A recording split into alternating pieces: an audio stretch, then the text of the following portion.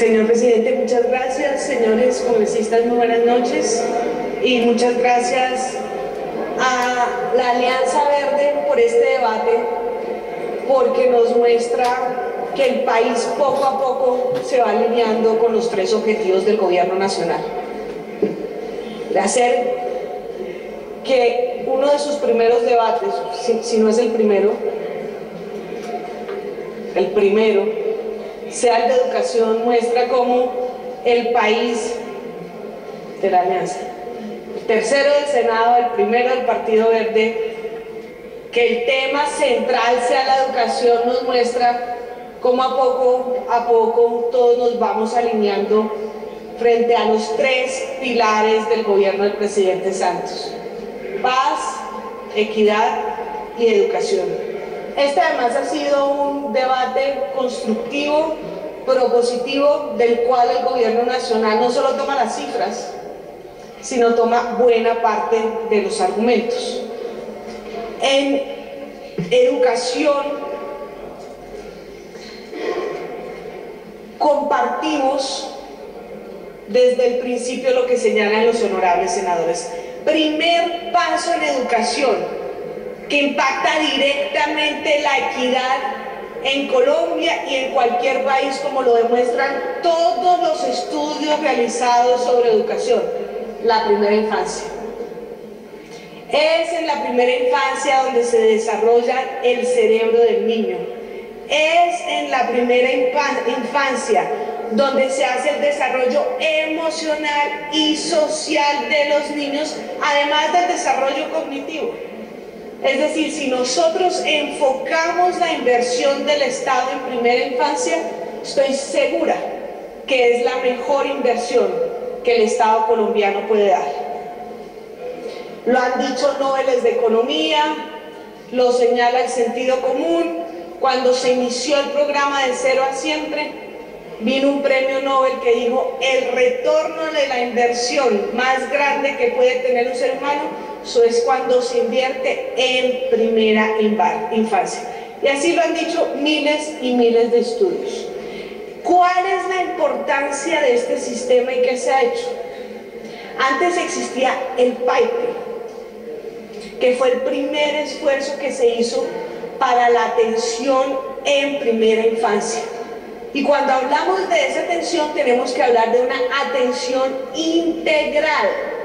Es decir, tenemos que hablar de educación, de salud, de nutrición y de apoyo psicológico. El PAIPI, que fue un gran esfuerzo, llegó primero a 500.000 niños. Como lo mostraban los senadores, nosotros necesitamos llegar a 2,5 millones de niños. Y segundo, requería que solo fuera, o que por lo menos tuviera una de esas líneas. Por eso, al llegar este gobierno, tratando de construir sobre lo construido, como lo señalaba el senador Antonio Navarro, no pensando que íbamos a inventar el mundo, se tomó el PAIPI, pero se hizo una estrategia integral que se denomina de Cero a Siempre, que hoy tiene 2 retos importantes. Primero, alcanzar la cobertura universal, que es lograr llegar a las 2,5 millones de niños. Al finalizar este año, lograremos llegar a 1 millón de niños. Es decir, el reto en cobertura es grande. Y lo segundo, incrementar las líneas de acción. Las 8 líneas de acción que hoy se han incrementado son las principales, las que uno podría decir: hoy ya tenemos una atención integral. Eso no quiere decir que no nos falte y que no debamos alcanzar las 17. Pero hoy, en términos de educación, de salud, de apoyo psicosocial y de nutrición, hemos avanzado. Y el programa de Cero a Siempre es un programa que le ha demostrado al país y al mundo que no hay un dilema entre cobertura y calidad. Que pudimos duplicar la cobertura y pudimos alcanzar la educación la calidad en la educación, o la calidad en la atención. Y eso no lo decimos nosotros, los miembros del gobierno, eso lo está reconociendo el mundo, que hemos roto ese dilema, que se decía: primero hagamos cobertura y después hacemos calidad. podemos hacer las dos cosas. En ambas tenemos retos grandes. Y aquí todos somos conscientes que es la inversión más importante que un Estado, el Estado colombiano, puede dar a sus compatriotas, a sus niños. Ahora bien, ¿cuántos recursos necesitamos? Hay diferentes estudios. Hay un estudio de los Andes que señala que se requieren 5 billones de pesos para los próximos años, pero es claro, espero que sea algo que nos diga Planeación, Ministerio de Hacienda, que los recursos actuales para la cobertura universal y para la calidad no nos alcanzan como está en el presupuesto del próximo año. Todo el gobierno está alineado en estos 3 pilares y por lo tanto ustedes han visto al ministro de Hacienda entre ayer y hoy en los medios de comunicación a un costo político muy alto para un gobierno, tratando de presentar al Congreso una reforma tributaria para cumplir con esos 3 pilares, y uno de los puntos será la primera infancia. Segundo elemento, el tema de básica y media que exponía el senador Antonio Navarro. En básica y media, aunque hemos logrado coberturas importantes en los últimos años en Colombia, tenemos un déficit grande, sobre todo en la media, que para quienes no saben qué es la media son décimo y undécimo, por 2 razones: falta de cobertura, porque muchos de los colegios rurales solo llegan hasta 9º grado, o por deserción, que tiene que ver directamente con la calidad, porque un joven cuando llega a décimo comienza a valorar su costo de oportunidad, él y su familia, y muchos le dicen, mejor termine en 9º, si le va a dar igual terminar o no terminar, y más bien pónganse a trabajar. Entonces el reto en cobertura más grande que tenemos como país es en la media, en décimo y undécimo, en donde la cobertura neta hoy en día alcanza un 41% y la cobertura bruta un 78%. ¿En qué hemos avanzado en los últimos años en términos de cobertura y en términos de calidad? Quiero comenzar señalando un programa al que el gobierno le ha apostado con toda como una herramienta de calidad, que es el programa Todos Aprender. El senador Navarro plantea como uno de los pilares la excelencia docente, lo hemos planteado nosotros también, y aquí ya tenemos un programa fundamental que se llama Todos Aprender. Es un programa que ha sido probado en otras partes, en donde se han producido mejoramientos de las pruebas nacionales e internacionales en los países que lo han probado, como Brasil. ¿En qué consiste este programa? Lo primero es que se escogen los mejores docentes del país.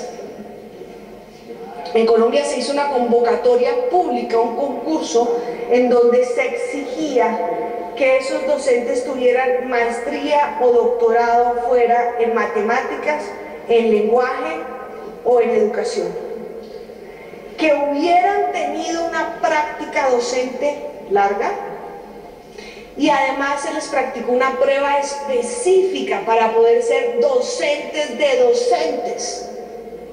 No todos estamos preparados, ni todos los profesores, ni todos los docentes, para ser docentes de docentes.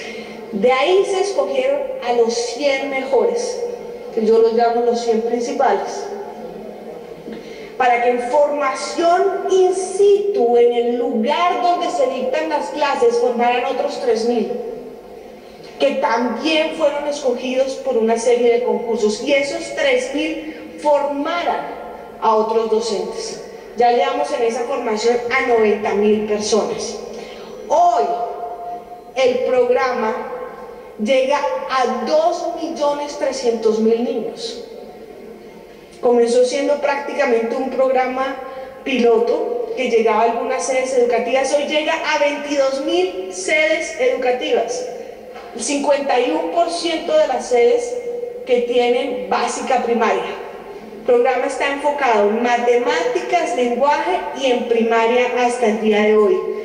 Y en algunos sitios del territorio nacional, como el Chocó, tenemos cobertura de todas las instituciones educativas. En 2 años, el 90% de las 80 entidades territoriales que fueron focalizadas con el programa Todos Aprender obtuvieron un incremento en al menos una de las pruebas que presentaron. Es decir, el programa Todos Aprender, con 2 años de vida, ha mostrado una mejoría en las pruebas saber de tercero y de quinto de primaria. En Quibdó, por ejemplo, para darles un ejemplo, senador, usted que estaba mencionando ahorita el Chocó, tuvimos un incremento en las pruebas saber de quinto de primaria de un 19%. En lenguaje, una cifra similar. En general, los programas que son equivalentes en el mundo Todos Aprender son evaluados a los 8 años. Con 2 años de vida ya hemos producido resultados.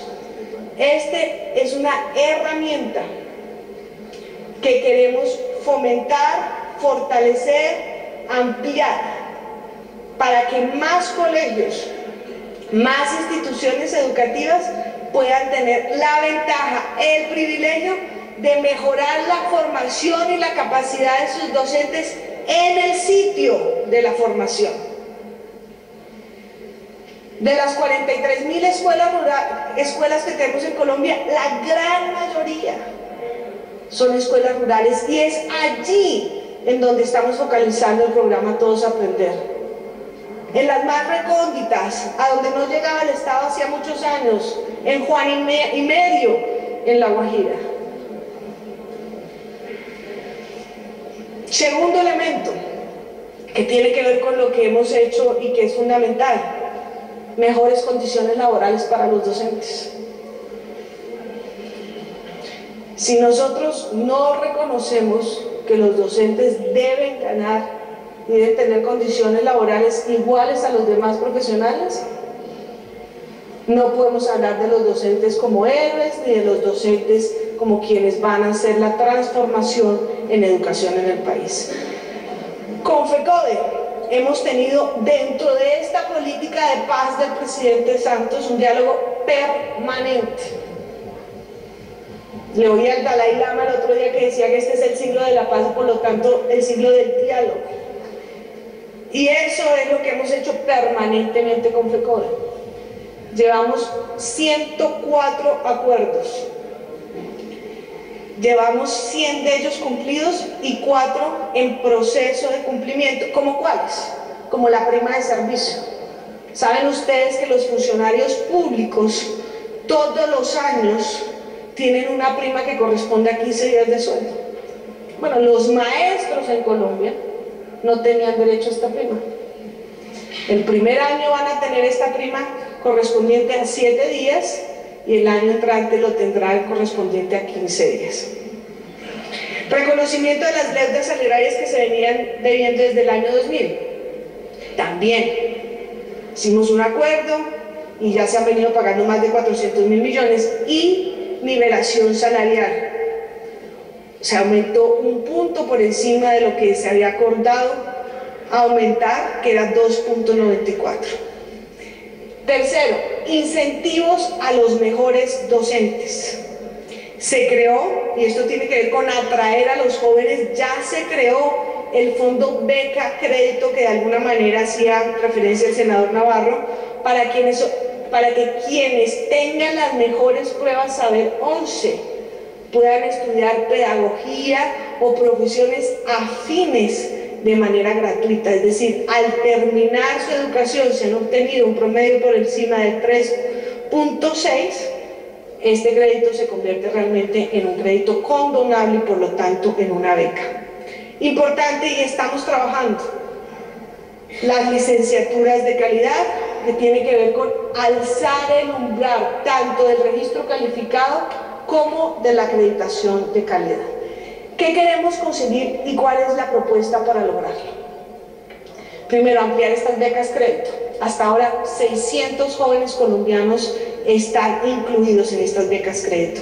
Hoy precisamente el presidente Santos, visitando una de las escuelas normales en Popayán, pidió que estas becas créditos para nuevos docentes se hiciera una parte específica para los jóvenes que estudian en las normales del país y que desde jóvenes han tomado la decisión de ser docentes.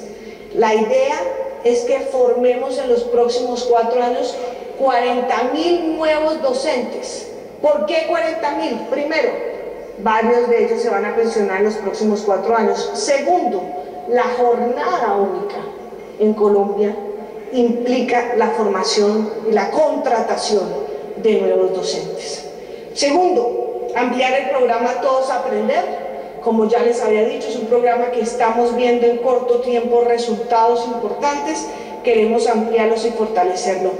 Tercero, que el 33% de nuestros maestros en los próximos 4 años puedan tener una formación de posgrado.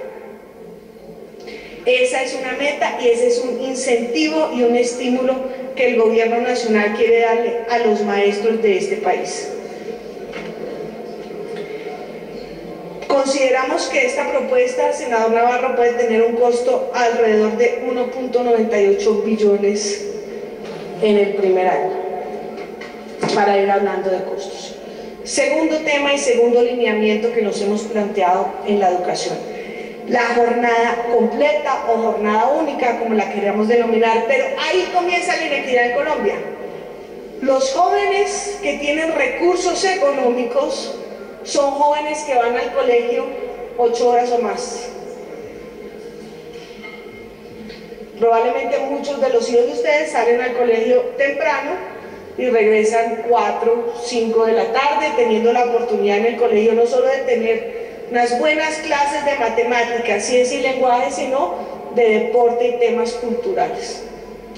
Pero la gran mayoría de los niños de Colombia, más de 8,5 millones, van al colegio 5 o 6 horas.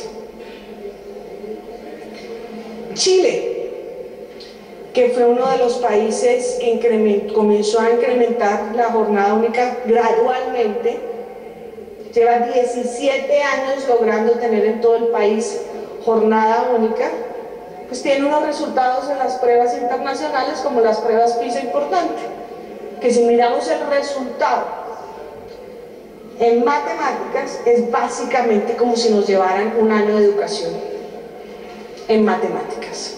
Así que el efecto y el impacto de hacer más horas con mejores docentes y por supuesto con... Termine, ministra, por favor. Falta bastante porque el debate era largo. Bueno, listo, tómese su tiempo. Listo. Gracias.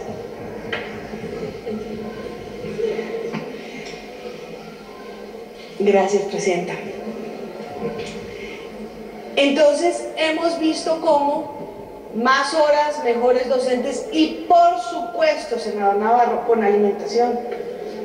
Si no, no hay manera de que los niños se queden en el colegio. Es más, muchos padres mandan a sus niños al colegio por el complemento alimentario que tienen en el colegio. No nos podemos hacer los de la vista gorda, que en Colombia tenemos un problema de pobreza que implica un problema de hambre en nuestros niños. Por lo tanto, el programa de jornada única tiene que contratar nuevos maestros, ampliar el programa de alimentación escolar y construir nueva infraestructura en el país. La jornada única no es un invento ni un robo de nadie. La jornada única es una obligación legal desde hace muchos años en Colombia, solo que no la hemos puesto en marcha. La jornada única es una recomendación de todos los académicos del mundo. La jornada única la propusimos, por aquí está el senador Galán, todos los candidatos a la alcaldía de Bogotá. Es decir, la jornada única hoy. Si lo hacemos como lo que tenemos que hacer, lo único que estamos haciendo es cumpliendo las obligaciones legales lo que ha aprobado este Congreso de la República, y es que aumentemos en 3 horas la jornada escolar. No es ningún robo. Esto no tiene derechos de autor distinto al Congreso de la República. ¿Qué tenemos que hacer? Hoy tenemos 2.400.000 niños que van a colegios o a instituciones educativas, buena parte de ellas rurales, que solo utilizan la infraestructura por la mañana. Es decir, ahí tenemos que nosotros comenzar a aumentar las horas con nuevos docentes y con alimentación. Y tenemos que construir nuevos colegios. La meta que se ha propuesto este gobierno es construir 80 colegios por año.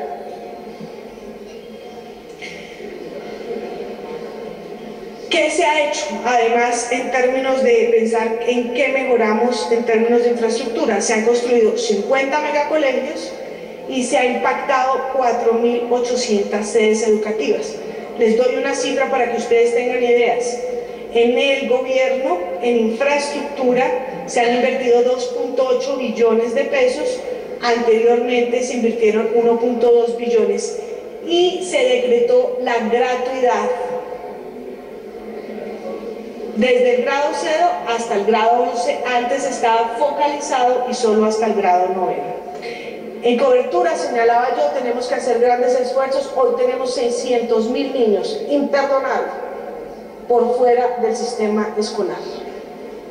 La tarea nuestra como ministerio es encontrar a cada uno de esos niños e incorporarlos al sistema educativo colombiano. No tenemos ninguna excusa para que 600.000 niños estén fuera del sistema, y la tarea de ustedes será fiscalizarnos y vigilarnos para que cumplamos con esa tarea. ¿Cuánto cuesta la propuesta hasta acá? Adicional a lo que había mencionado, 1.54 billones. Me voy a referir rápidamente a los otros 2 puntos, que es tener a Colombia como un territorio libre de analfabetismo. Hoy en Colombia todavía tenemos 2.700.000 personas que no saben leer ni escribir, en los sitios más recónditos del país, que muchas veces, si cruzamos mapas en donde están las empresas mineras y las personas analfabetas, se juntan. Y por eso le hemos pedido a esas empresas, y Ecopetrol ha sido un gran aliado, que nos den recursos para la alfabetización. En pocos días firmamos un convenio en donde Ecopetrol nos entregará 60.000 millones de pesos para la alfabetización de personas en donde ellos trabajan. La meta nuestra es que en los próximos años podamos alfabetizar a 700.000 personas, y así Colombia pueda lograr bajar su tasa en 2 puntos y entonces ser un país libre de analfabetismo. Colombia bilingüe. Hoy lo decía el presidente y lo pedían los maestros en la Escuela Normal de Popayán. Necesitamos inglés y queremos ser docentes que también sepamos un segundo idioma. Y por eso nos pidió el presidente que la primera parte de la propuesta, que implica metodología, infraestructura, voluntarios cuya lengua madre sea el inglés, se realicen las normales. Es decir, que los nuevos profesores de inglés entren en las escuelas en donde se están formando los docentes de Colombia, y desde ahí comencemos a formar a estos jóvenes docentes en un segundo idioma también. Tenemos un estudio muy completo de lo que tenemos que hacer. La tarea nuestra es implementarlo ya. En educación superior tenemos 3 retos gigantes: acceso, calidad y pertinencia. El acceso está limitado por 2 razones. La primera razón tiene que ver con la calidad en básica y media. Si los jóvenes en Colombia reciben una calidad regular en primaria y bachillerato, muchos de ellos no logran pasar el examen de las universidades públicas por esa razón. Entonces, invertir en la calidad desde la primera infancia hasta 11º nos va a bajar o eliminar esa barrera de accesibilidad que hoy se tiene en la educación superior. pero la segunda barrera son los recursos. Varios de nuestros jóvenes deben conocer ustedes que se la pasan en las regiones jóvenes pilos, talentosos, estudiosos en su colegio, pero que por falta de recursos no pudieron entrar a la universidad. Y por eso se han dado becas, se ha aumentado la cobertura, se ha ampliado la cobertura del SENA, lo señalaba la senadora Claudia López, pero todavía es insuficiente. Es probable que al final del año logremos una cobertura cercana al 50% en educación superior, pero realmente el promedio de los países de la OECD es del 66%, es decir, todavía estamos muy lejos. Por eso el presidente Santos ha insistido en que tenemos que entregar becas, compartiendo con lo que decía el senador Navarro, ojalá las universidades acreditadas. Lo que pasa es que tenemos 33 instituciones de educación superior acreditadas de las 286 que funcionan en el país. En los próximos días lanzaremos un programa para que los mejores bachilleres que se detectarán con las pruebas saber, con el resultado de las pruebas saber que se entregan en octubre, puedan ser becados, y esas becas, senador Navarro, será obligatorio que sean en programas o en instituciones de alta calidad. Y tenemos que fomentar para tener más instituciones acreditadas. Hoy tenemos 33. En términos de calidad, y ya voy a terminar, señora presidenta, en términos de calidad, planteaba la senadora Claudia López un debate prácticamente de corrupción, como ella lo denominaba. Compartimos plenamente lo que ella dice, con algunas variables. Sacar un registro calificado no es tan fácil. En el SENA nos demoramos 2 años y medio o más para tener un registro calificado de salud. No es solo pasar unos papeles. Eso no quiere decir que no debamos elevar la barra y que nos conformemos, pero no es tan fácil. Hay que hacerlo para que se dé cuenta exactamente cómo funciona. Eso, de nuevo, no quiere decir que no debamos subir la barra en calidad a todo nivel. Se lo digo desde el punto de vista institucional. Nuestras instituciones tienen que estar mucho más articuladas, tanto la de registro calificado como el CNA, el CONACYT y el CNA, para que si una universidad acaba de acreditarse en alta calidad, por ejemplo, no tenga que sacar el registro calificado al día siguiente. Entonces tenemos que mejorar nuestra articulación, tenemos que elevar la barra. Y en inspección y vigilancia, nuestro proceso que es reglado es deficiente, es pobre, es sin herramientas. Entonces no es que nosotros nos quedemos viendo en el ministerio cómo funcionan esas universidades. Les doy un ejemplo: no tenemos medidas cautelares. Entonces, hasta que el proceso no llegue a su fin, y eso puede tomar mucho tiempo por todos los recursos que tienen, no podemos hacer mucho más. Compartiendo y sabiendo todo lo que la senadora aquí ha denunciado. Es decir, es un proceso de inspección y vigilancia que no está acorde con los objetivos y las metas que tenemos en calidad en educación superior. Incorporaremos dentro del plan de desarrollo, y esperamos el apoyo de todos ustedes, herramientas que realmente nos lleven a poder hacer procesos mucho más expeditos y que se incorpore toda la normativa que nos permita realmente hacer una inspección y vigilancia de acuerdo a la calidad. La educación no puede ser un negocio, no solo por lo que digan ustedes, queridos congresistas, sino porque la ley así lo establece. Es como la jornada única. Es una obligación legal, es una obligación en Colombia, que nadie se puede enriquecer a través de prestar los servicios de educación. Así que estamos completamente de acuerdo en que tenemos que unificar el criterio de inspección y vigilancia como una herramienta también para que los jóvenes en Colombia solo tengan educación de calidad, y poco a poco ir elevando los requisitos del registro calificado y la acreditación de alta calidad. Se ha avanzado en estos años y se ha avanzado en nuevos lineamientos mucho más duros que hoy son públicos de acreditación en alta calidad, porque la idea y el sueño además es que podamos tener más instituciones acreditadas y más universidades mejor rankeadas en los rankings internacionales. En cuanto a los cupos del ICETEX, este Congreso aprobó las legislaturas pasadas la tasa real igual a 0, que nos ha permitido que los jóvenes de estrato 1 y 2 se eduquen con solo pagar una tasa igual a la inflación. Pero esto y el plan de alimentación escolar ha hecho que el presupuesto del Ministerio de Hacienda sea un presupuesto muy inflexible, el presupuesto de inversión. Es decir, del gran presupuesto que hoy tiene el Ministerio de Educación, el 93% se va a las transferencias que son legales.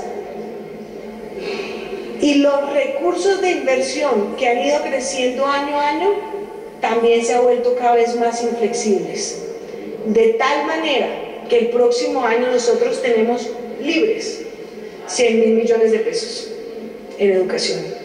Todo lo demás se va en transferencias, todo lo demás se va para subsidiar la tasa de crédito del ICETEX, todo lo demás se va para el plan de alimentación escolar, que como lo señalaba el senador Navarro, hoy nos cuesta 800.000 millones de pesos. Es decir, los recursos tal y como están en el presupuesto general de la Nación son insuficientes para lograr que Colombia sea la más educada 2025.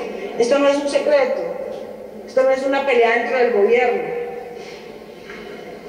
Es el presidente Santos y su ministro de Hacienda los que hoy están haciendo todos los cálculos para poder presentar al Congreso de la República un presupuesto financiado y una reforma tributaria acorde a las metas que nos hemos propuesto. Y es que Colombia sea una nación en paz, con equidad y la más educada de América Latina en el 2025. Muchas gracias.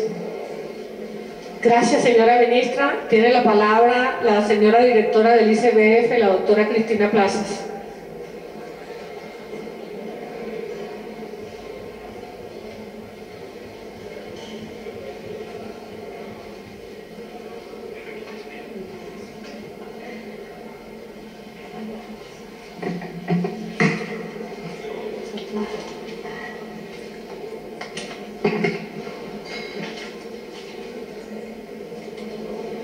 Bueno, muy buenas noches para todos, señores senadores, señoras senadoras, señores citantes. Perdón, doctora Cristina, ¿quiere el Senado de la República declararse en sesión permanente? Sí lo quiere, señor presidente, por unanimidad. Sigue en el uso de la palabra. A los señores citantes, darles las gracias por este debate. Como lo dijo Gina, qué mejor que empezar un debate con el tema más importante para el país, como es la educación. Sobre todo un país que está buscando la paz, la equidad. Hoy contamos con suficiente evidencia científica de reconocidos investigadores como los Nobel Heckman y Amartya Sen, que nos demuestran que lo que ocurre durante el periodo de embarazo y los primeros años de vida son determinantes para el desarrollo de las personas.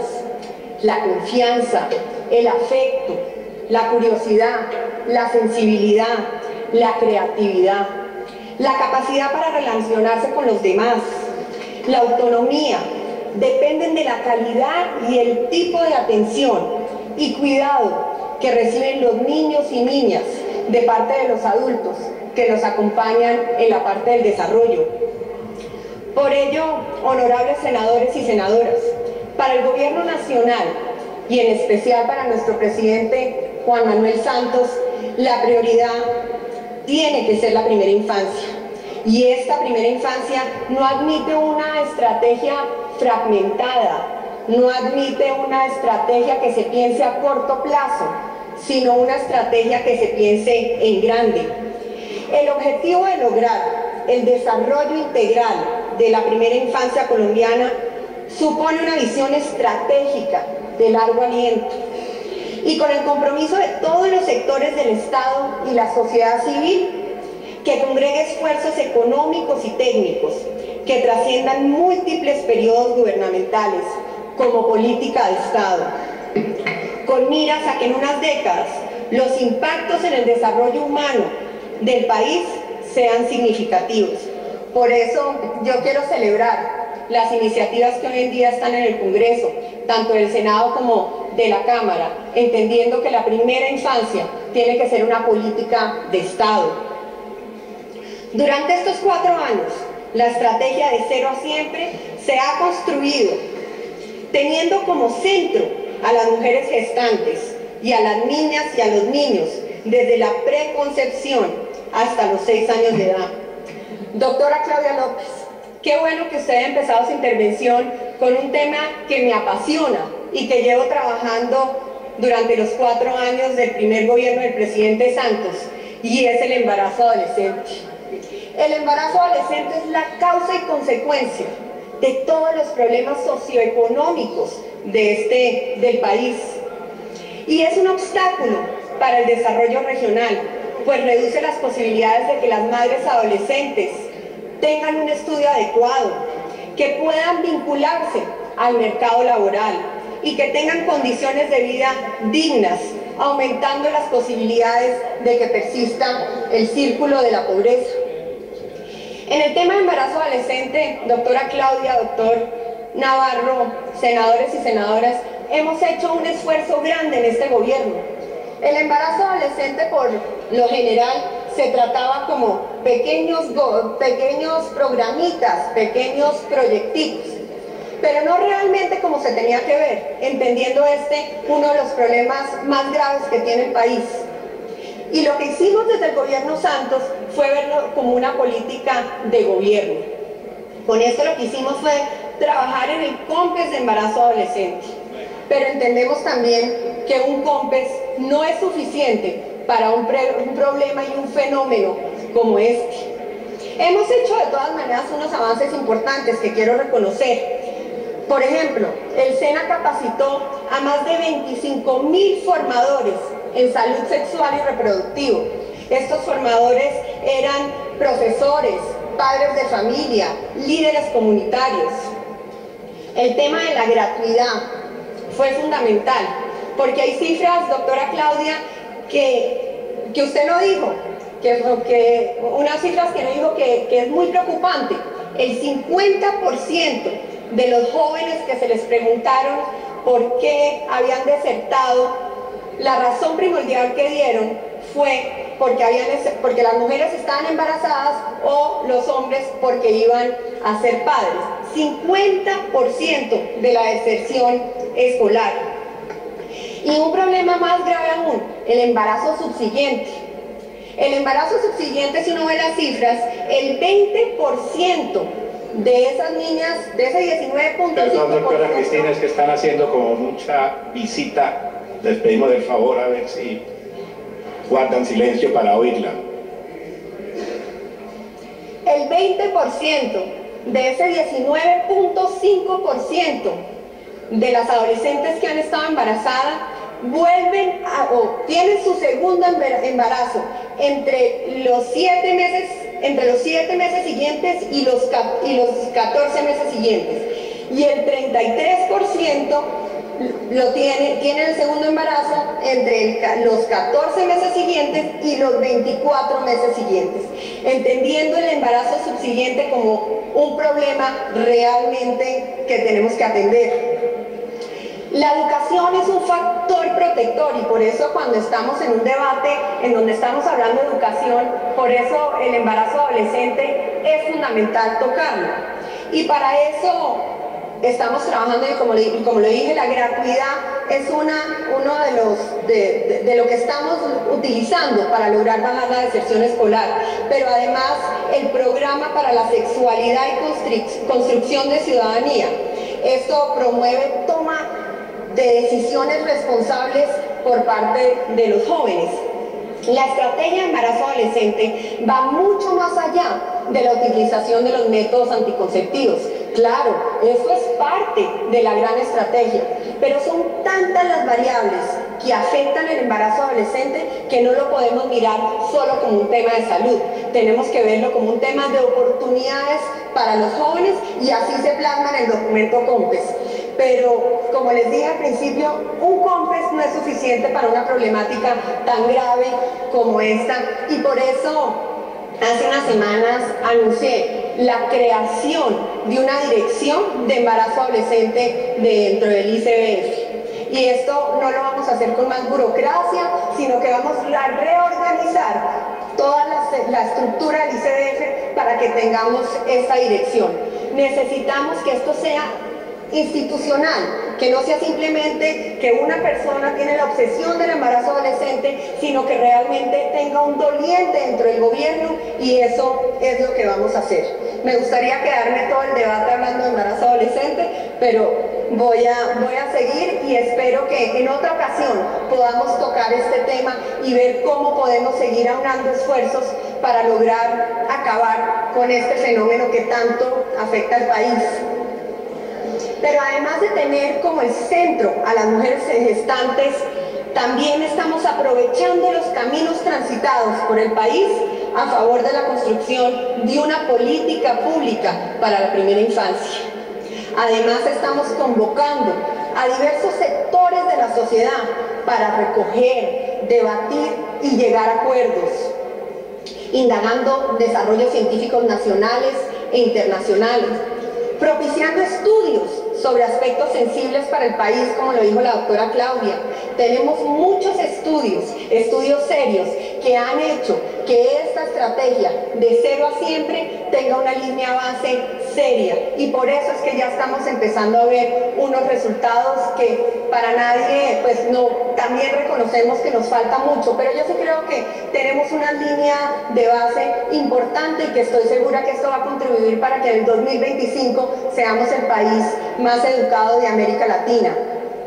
También reconocemos la inmensa diversidad de cada región, de sus niños, niñas y familias, incorporando nuevas tecnologías y estándares de calidad para brindar atenciones pertinentes, con un nuevo modelo de supervisión integral, especializada e independiente, que nos va a permitir asegurar que nuestros operadores garanticen una atención de mejor calidad.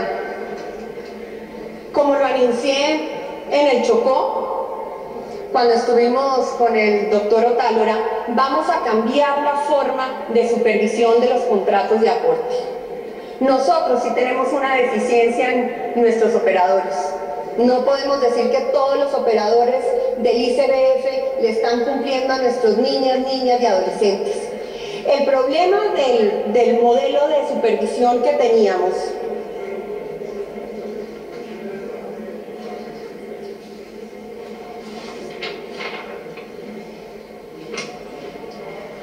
tenía, primero, una sobrecarga laboral de los supervisores, también una desarticulación de esta supervisión con los otros mecanismos de control del ICBF, la falta de independencia del rol de la supervisión contractual. ¿Quiénes eran los que hacían la supervisión? Los mismos coordinadores del centro local, o los coordinadores del centro local se encargan de su tarea o supervisan los contratos, y son tantos contratos que obviamente no tenían el tiempo el tiempo suficiente ni la capacidad de poder supervisar de manera adecuada los contratos. En respuesta a las anteriores debilidades, la nueva supervisión de los contratos va a ser una supervisión integral, especializada por modalidades de atención, idónea e independiente de otros roles, que integra la evaluación de unos estándares de calidad mejorados, realizados por equipos interdisciplinarios, con dedicación exclusiva a esta tarea, garantizando proporcionalidad entre la cantidad de trabajo y la supervisión. Esto también es importante, que no vamos a tampoco incurrir en más gastos de los que estamos teniendo en el momento. Nosotros tenemos contratadas unas empresas y simplemente vamos a cambiar la forma de hacerlo, pero no aumentando la inversión en este tema. Fortaleciendo las capacidades de las autoridades territoriales y sus equipos para orientar su acción hacia la atención integral, basados en una ruta que asegure el desarrollo integral de cada niño y cada niña. Yo quiero hoy hacerle un reconocimiento a los alcaldes y gobernadores que han trabajado de la mano con el gobierno nacional. Hoy en día uno ve todos los planes de desarrollo y han hecho un esfuerzo gigantesco en el tema. Y lo más difícil que ha hecho posible esto es la articulación. Pero también tengo que reconocer que aunque hemos logrado alguna articulación entre algunas entidades, todavía nos falta un camino largo por recorrer. Y yo quiero hoy comprometerme con ustedes, no solamente con los senadores y senadoras, sino con toda la ciudadanía, a que un tema fundamental y prioritario de mi gestión va a ser lograr articular el sistema de bienestar familiar. El bienestar familiar no puede hacer todo solo. Necesitamos articular. Muchas veces vemos que los programas están beneficiando a la misma población por falta de información. Por falta de información no solamente del gobierno nacional, sino de las entidades territoriales. Y este va a ser una de las prioridades de mi gestión. Este conjunto de esfuerzos que les he contado es justamente lo que ustedes conocen como la estrategia de 0 a siempre, cuya coordinación se encuentra en cabeza de la Comisión Intersectorial para la Atención Integral de la Primera Infancia, integrada por la Presidencia de la República, por el DPS, por Educación, por Salud, por Planeación y por el Instituto. Para la construcción de esta estrategia, iniciamos con la identificación y definición de unos criterios de calidad de los servicios que ofrecemos. Construimos luego una línea base con la que identificamos los principales problemas en materia de calidad de las atenciones, entre ellas las condiciones de infraestructura, la carencia de talento humano cualificado, como le dijeron los señores citantes, y la falta de registro con información confiable sobre los niños. Senadora Claudia, respecto a las 17 atenciones, senadora Claudia, respecto a las 17 atenciones a las que usted hace referencia, nosotros priorizamos intersectorialmente las que podíamos realmente atender. No nos servía de nada tener, no son 8, eran 17, hicimos todo el trabajo intersectorial y vimos cuáles eran las que realmente podíamos atender. ¿Qué esas son? Primero, el registro civil de nacimiento. Senador Name, hay niños que no existen para el Estado colombiano. Existen muchos niños que al nacer no son registrados y por tanto nadie sabe la existencia de estos niños y por eso no podemos garantizar los derechos. Hace poco estuve en debate también de La Guajira. Y si uno ve las cifras de atención, uno ve que las cifras son muy altas, que atendemos realmente a que creo que si no estoy mal, es como el 95% de los niños y niñas. ¿Y por qué la realidad nos dice otra cosa? ¿Por qué vemos en la noticia que hay niños que se están muriendo de desnutrición? Y la razón fundamental es esa, que no estamos haciendo un esfuerzo suficiente de ir a buscar a los niños y niñas en las zonas rurales, sobre todo en zonas como La Guajira, en donde existen rancherías tan apartadas que es muy difícil llegar a ellas. Y yo sí reconozco que nos falta un esfuerzo grande en buscar a esos niños y darles la atención y garantizarles los derechos. El segundo punto, doctora Claudia, es la afiliación real a salud. Tercero, el esquema de vacunación completo para la edad.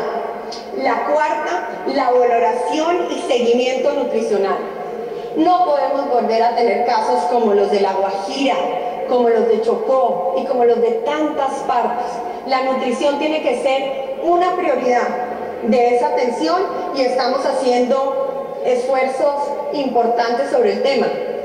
En el debate también anuncié que, por ejemplo, la bienestarina, en el caso de La Guajira, sabemos de los problemas de agua que hay en esta zona y estamos mandando una bienestarina en polvo y que tienen que unirla, pues mezclarla con agua. Entonces la decisión que tomé y que también la anuncié en el debate es que vamos a producir bienestarina líquida para aquellos sitios en donde se requiera. También está la educación inicial con personal cualificado, consultas de crecimiento y desarrollo. Esa es la sexta, doctora Claudia. La séptima, inclusión de la familia en procesos de formación. Y aquí quiero referirme a la violencia intrafamiliar. Nosotros, o el país entero, quiere la paz. Pero el problema más grave que tenemos para poder alcanzar esa paz tan anhelada se llama la violencia intrafamiliar. La violencia intrafamiliar es la semilla de todas las violencias y no nos hemos dado cuenta como sociedad. Si yo les digo a ustedes que pusieron una bomba en el Cauca, en el Chocó, en Bogotá, todos nos sentimos amenazados. Pero si la sociedad ve en las noticias un caso de violencia intrafamiliar, no lo toman como una amenaza a todos, sino la reacción es: pobre Juanito, pobre Carolina. No nos hemos dado cuenta que esas acciones de violencia intrafamiliar causan igual o más daño que las acciones terroristas. Y a eso es que nos tenemos que volcar toda la sociedad, a ver cómo